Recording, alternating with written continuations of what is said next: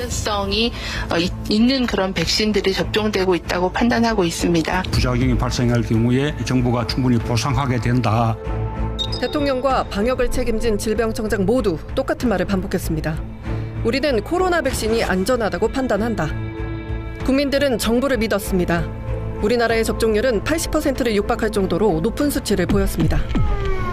하지만 백신 접종 부작용으로 인한 응급 환자 발생 건수는 증가했고 사망자 역시 점차 늘어나기 시작합니다. 인과성이 인정되지 않는다. 이 말은 피해자 유가족들에게 수없이 되풀이되며 이미 너무나 익숙해진 말이 돼버렸습니다. 저희들의 피해자들의 죽음을 억울하게 만들지 마세요. 저희들을 제발 살려주세요. 우리 아들이 오빠라는 소리도. 피해 보상을 기각시키고 이상 반응과의 인과성을 인정하지 않으려고 노력하는 모습이 많이 보였습니다. 저는 정부가 거짓말을 했다고 판단합니다. 오랜 시간 동안 끌어온 코로나 피해 보상에 대한 특별법이 드디어 통과됩니다. 특별법안 대안은 가결되었음을 선포합니다. 그동안에 쌓여온 한이 이제 풀리나 했습니다. 코로나 부작용에 대한 인과성이 폭넓게 인정될 것을 기대했습니다. 하지만 기대는 실망으로 바뀌었습니다. 피해자의 입장을 반영하기는커녕 그 형식적인 특별법밖에 아니잖아요. 억울합니까? 억울합니까? 적극적으로 백신 접종에 참여해 주신다면 한국은 K-방역에 이어 백신 접종과 집단 면역에서도 모범 국가가 될 수 있을 것입니다. 그 부작용이 발생할 경우에 그에 대해서는 정부가 충분히 보상하게 된다. 코로나를 극복하기 위해 백신 접종이 필요하다고 했습니다. 부작용에 대해서는 정부가 책임지고 보상한다고 했습니다. 국민들은 정부를 믿고 방역 지침을 잘 따라갔습니다. 문재인 정부는 끊임없이 백신의 안전성을 강조했고 전 국민 백신 접종을 독려해갑니다. 국민들은 스스로를 지키기 위해 가족과 이웃을 지키기 위해 예방접종에 적극 참여했습니다. 당시 접종률을 살펴보면 대륙별로 아시아가 제일 높은 편이었고 그중에서도 우리나라 접종률은 단연 최고였습니다. 백신 접종은 자신의 안전을 지키면서 집단 면역으로 우리 사회 전체의 안전을 지키는 길이기도 합니다. 예방접종 대상이 되시는 분들은 너무 과도하게 불안감을 갖지는 마시고 접종 전, 후 주의사항을 지키면서 접종을 순서대로 받아주시기를 요청을 드립니다. 또 안전성이 있는 그런 백신들이 접종되고 있다고 판단하고 있습니다.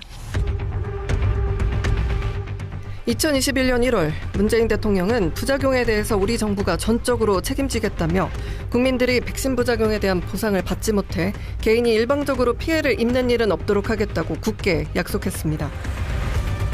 정부는 집단 면역을 위한 백신 접종이 필수라고 강조했고 질병관리청장 역시 백신의 안정성과 필요성을 거듭 강조했습니다. 그 말에 국민들은 믿음을 가지고 정부의 지침을 따랐습니다.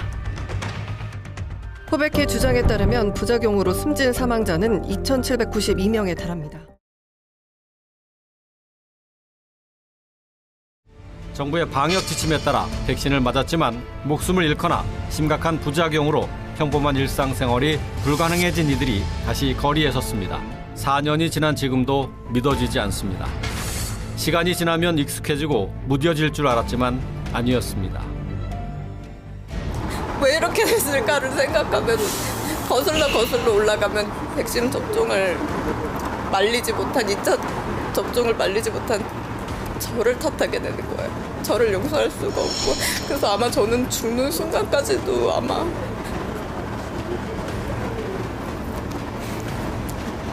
너무 가슴이 아파서 너무 많이 울었어요.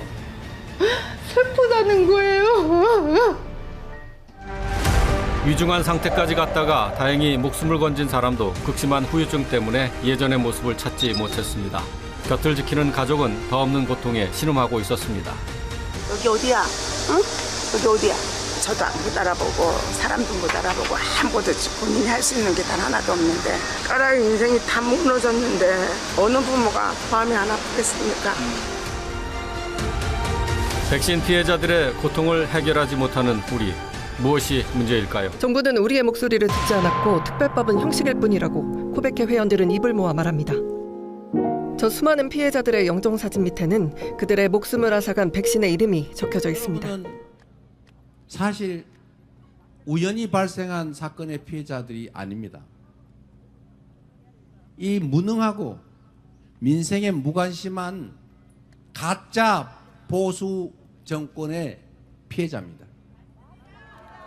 엄격하게 사건의 경위를 조사하고 진상을 규명해서 반드시 상응하는 책임을 묻고 다시는 이런 억울한 참사가 벌어지지 않는 그런 세상 꼭 만들어서 여러분의 한을 풀어드리겠습니다.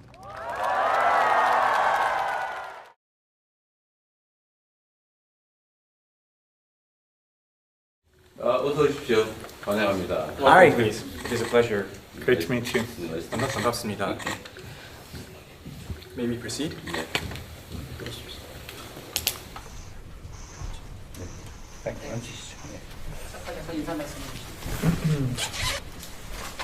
방문을 환영합니다. Welcome to Korea. Thank you. 우리 빌 게이츠 이사장께서는 저도 매일 쓰는 윈도우스를 개발해서 온 세상 사람들이 창문을 통해서 세상을 볼 수 있게 됐습니다. Chairman Gates, through Windows, which you developed, people around the world are using it as a window to view the world. And I am using it too. 세상 사람들이 모두 창문을 가지게 됐어요. So everyone around the world has a window. 이제는 백신 개발이나 또는 친환경 발전 시설 개발로 인류를 위한 새로운 공공재 개발에 나서셨는데 참 존경스럽습니다. 지구와 지구인 전체를 위한 그런 공공적 활동에 대해서 경의를 표하고 우리 대한민국 정부도 함께할 방법을 최대한 찾아보겠습니다.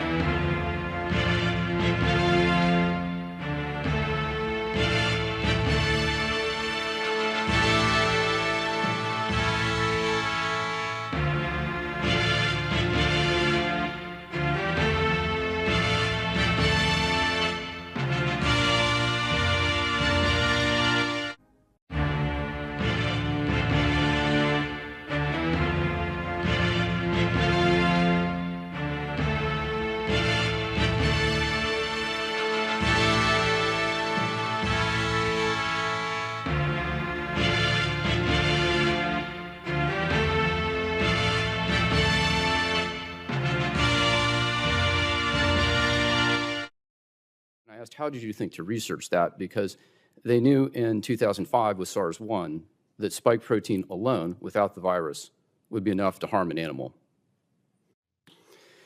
Later, in the research of the original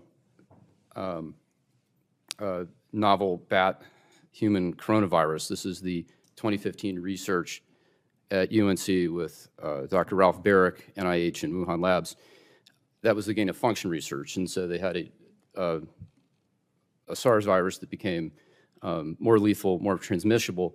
They attempted to do a vaccine for that trial. That was a traditional vaccine, not mRNA. They had vaccine-induced harm and lethality in the animals, and in the pathology slides of those animals, this is mice, you can see the same vascular lung damage that we're seeing today with SARS-2. So they knew all of this. They Yes. knew this. Yes. They knew this. Yes. And This yet was they knowable. lied to us. They rolled this out. Billions were made. They called it safe and effective. They mandated it. And as a cardiologist, I can tell you, my role in this was to fight disease, preserve life, and above all, do no harm. Do no harm. Now, the topic today is myocarditis or heart damage from the COVID-19 vaccines. I'm a cardiologist. I know the topic well. I've examined thousands of patients with this problem. Thousands. Before the pandemic, I had 2 patients ever with this problem. There's 1,065 papers in the peer-reviewed literature on COVID vaccine myocarditis. 42-year-old man comes into Washington University Hospital with vaccine myocarditis. The infection's ruled out. It's the vaccine. He's in the hospital. This is one of our best hospitals in the United States. He dies 3 days after taking Moderna. They can't save him in the hospital. Then one was reported from Korea by Choi and colleagues. This is now a younger man. Just a few days after Pfizer, he comes in the hospital. He dies within 8 hours of being in the hospital. I can tell you, I'm a cardiologist. That doesn't even happen with heart attacks. He dies within 8 hours. I examined all of the slides and the images that the Koreans had showed us. It looked like somebody took a blowtorch to that heart. It was so completely fried with inflammation. His heart was destroyed. These cases, which were widely known at the time, should have gotten everyone's attention. Everyone should have been laser focused on this. We should never have someone die after taking a vaccine that's directly caused to the vaccine. 2 boys, aged 16 and 17, who die a few days after taking Pfizer. These are teenagers. They're found dead at home by their parents. They're absolutely horrified.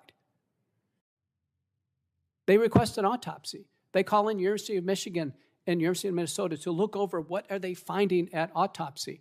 Conclusion, it's Pfizer COVID-19 vaccine myocarditis, unequivocal. These are autopsy-confirmed cases. So for all the mothers in the room, how would they feel if they found their children dead after taking a COVID-19 vaccine? This is in the peer-reviewed literature. This is not misinformation. Everyone should be paying attention to this. This is not conjecture. This is in the peer-reviewed literature. So we started to ask ourselves, what is going on? Turns out that Pfizer and Moderna and Janssen are the genetic code for the spike protein. The spike protein is the damaging part of the virus. The spike protein is loaded into the body and it causes tremendous damage in some. Acute myocarditis appears to have some genetic predilection, and all of the vials of the vaccine are not the same. But I can tell you, I'm concerned that until the vaccines are stopped, there will be cases of acute myocarditis. And to finish, we've had 216 vaccine deaths this year alone. So if the vaccine campaign continues, we have to look at what are we getting out of it now, 4.5 years of the campaign, and how many more people will die. I'm Dr. Peter McCullough. Thank you for listening. That the risks of COVID-19 vaccination far outweigh any theoretical benefits. We've heard countless wishful thoughts from Senator Blumenthal and from Governor Green, Dr. Green, but they're wishful. They wish the vaccines would have saved lives. They wish the vaccines would have reduced severity. I can tell you, because you know this, I was one of the few doctors who was on the real front lines of treating acutely sick patients at home. That's how we reduced risk of death, not via a vaccine. The marathon runner, he passed away because he didn't receive effective early multi-drug treatment. It didn't matter whether he took a vaccine or not. Our CDC knew about thousands of patients fully vaccinated early in 2021 dying of acute COVID-19. It was abundantly obvious the COVID-19 vaccines did not reduce the risk of death. I don't want America to be fooled by this hearing today, thinking that the vaccines save lives, because they didn't. Dr. Vaughn, please, audience, please. Why are thousands of doctors and scientists worldwide being censored? Why is it not allowed for medical experts to speak out about the COVID-19 vaccine and about effective treatments for COVID-19? We are in an age of unprecedented censorship. Freedom of speech has completely disappeared on planet Earth. Literally thousands upon thousands of documentaries, interviews, programs from doctors and scientists have been removed from the internet. Their websites have been taken down without any warning. What is going on?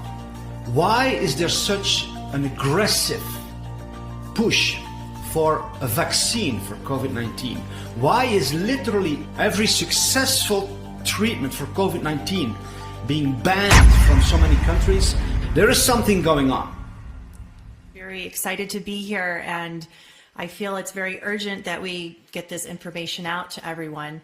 I started researching vaccines probably in my early 20s, been very interested in them, but never before have I seen the technology being used on this proposed COVID-19 vaccine. Never before. First of all, this vaccine will be using a modified RNA or modified DNA in the vaccine. So why is this important? It's important to know because it could potentially alter our DNA, our genome. And what's the big deal about DNA or RNA? Well, our genome. Well, the genome is what makes us human and what separates us from the rest of the animals and plants in the world. It's the blueprint for what creates us, how we reproduce, how we function, how we repair, how we evolve. So one little change, one little protein inserted, one taken out, one changed, can actually create a congenital defect or a hereditary disorder. So a little change is grand. So something that can alter that could really be devastating on us humans, right? So they're proposing to use this technology, and part of this is called transfection, okay? Transfection is the same technology being used to make a genetically modified organism, such as a tomato or corn in the grocery store. And we all know that Monsanto is pretty well known for making genetically modified organisms. And they're not as healthy as the organic, the wild type that you see out in nature. So if this is the same technology being used on the plants, well, what would happen to us humans? Potentially, we would not be as healthy, okay? And I want to remind everyone that this is the first time that it would be used on humans large scale. We would be the experiment. We would be the lab rats. We don't have long-term studies. So this is very, very important to know. Let me just go and show you or tell you about one of the front runners for this vaccine. That is Moderna. Moderna has been given about $1 billion from the US government for research and development. It's backed by the Bill and Melinda Gates Foundation. So they have a lot of money backing them. I want to let you know they're kind of the new kids on the block. They really have not been around for that long. They have never developed a human vaccine nor a human medicine ever. This is their first run at it. Also, just to know, for you to know that they have gone from fast track their vaccine light years. Okay, so they went from a lab, experiment to phase 2, which is using only 45 human subjects in 63 days, 2 months. That's crazy. We should have years behind that. And I'm going to remind you that this is the first time they've ever developed a vaccine. Their early studies so far showed that in their phase 2, which is using 45 human subjects, when they did introduce this vaccine into the human subjects, 100% of the high-dose vaccine group, 100% got systemic side effects. In the low-dose vaccine group, 80% got systemic side effects. So already we're seeing initially side effects. Now, long-term, we don't know. So on Moderna, one of the ways that they could apply this would be, a proposal would be going to use a bandage called a microneedle platform. So a microneedle platform would be a bandage that you could get in the mail, like Amazon or UPS. It's a bandage you would apply on your hand here, and then you take the sticker off, and then voila, you have a vaccine. You do it yourself. So how are they doing this? The bandage has tiny little microneedles on it, and it's designed after a snake fang or a viper fang. So it's like a bite from a snake, but many of them. And they say you really won't feel it, but it goes into your skin, and the little tiny microneedles will be injected. So what's in a microneedle? It'll be either the DNA or the RNA vaccine. Number 2, it'll be something called luciferase. Now this is very important to know. They patented an enzyme called luciferase, okay? So this is called luciferase, they claim, because it gives a bioluminescence, a light, okay? And it's not something you can see or feel, but if you have a special device like a smartphone app with a special application, you can scan over it and it will light up. It'll show a pattern, a digital code, a barcode, a tattoo. We're going to be branded. Each person will have their own ID. You know, this reminds me of World War II. You know, it's something to think about, being branded like a product in the store. So that will be in there, and that will hold proof that you're being vaccinated. They want to make sure that you're scanned and that you've gotten the vaccine. One other element that is extremely concerning about this vaccine is that it is being pushed by the #1 vaccine dealer in the world, who is Bill Gates. This is a man who has literally 0 medical education. I want to ask you a question. If you are ill, you go to a doctor, you go to somebody who was trained to treat you properly, someone who can accurately diagnose you and who can propose the best treatment on your way to recovery. Would you ever go to a person who has literally 0 medical training? None of us would ever do that. Bill Gates, however, is the person who is the #1 voice in the world, controlling entire governments, health organizations in many countries. He's the #1 financer of the World Health Organization. He dictates what they do and what they don't do. This is a man who has literally 0 medical education, yet he is the #1 voice in the world, directing humanity as a whole in extremely dangerous medical decisions in a medical direction. He is the one who finances the vaccine companies. He's the one who spoke with President Trump, and you can hear this clip in a few seconds where he literally said to President Trump, you should not investigate the risks or the damages of vaccines. And the second time I saw him was the March after that, so March 2017 in the White House. In both of those 2 meetings, he asked me if vaccines weren't a bad thing, because he was considering a commission to look into ill effects of vaccines, and somebody, his name is Robert Kennedy Jr., was advising him that vaccines were causing bad things, and I said, no, that's a dead end. That would be a bad thing. Don't do that. Don't do that. Don't do that. To worry about with medicines, that is, might some of them have side effects? Do we need safety testing? I mean, and we're taking things that are, you know, genetically modified organisms, and we're injecting them in little kids' arms. We just shoot them right into the vein. Genetically modified organisms, and we're injecting them in little kids' arms. We just shoot them right into the vein. So, yeah, I think maybe we should have a safety system where we, you know, do trials and test things out. Yeah, I think maybe we should have a safety system. Yeah, I think maybe we should have a safety system. Genetically modified organisms into millions of people, which can alter their DNA, which causes tremendous destruction to their bodies. The world today has 6.8 billion people. That's headed up to about 9 billion. Now, if we do a really great job on new vaccines, healthcare, reproductive health services, we could lower that by perhaps 10 or 15%. We need to stand up for our rights, our human rights. And with our voice together, we have power.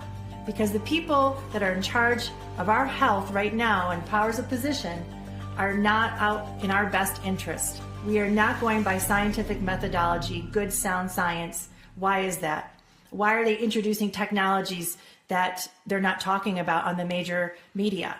What are they hiding? So we need to join together and have one voice and be unified.